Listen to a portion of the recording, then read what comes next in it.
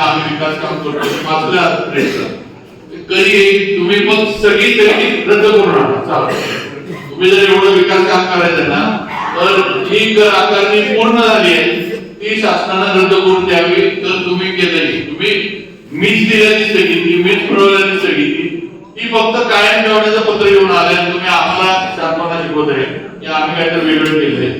हे लोकांना म्हणजे दुर्बेग करण्याचा हा प्रयत्न आहे इलेक्शनच्या तोंडावर.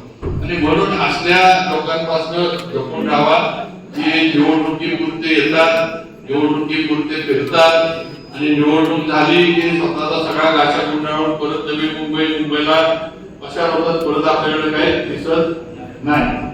ही अशी ठराविक नेते मंडळी आपल्या निवडणुकीचं वारं आलं जिल्हा परिषद असू दे आमदारकी असू दे लोकसभा असू दे काही निवडणूक लागली की गावाकडे पळत सुटायचं. कुठं जर 5-6 स्वतःचे फ्लेक्स लावायचे कुठं तरी 4-2 कार्यक्रम घ्यायचे एखादं जेवण द्यायचं आणि मी आता तालुक्याचा पुढारी झालो मी आता तालुक्याचा नेता झालो अशा आविर्भावात लोकांना काहीतरी स्वप्न दाखवायची.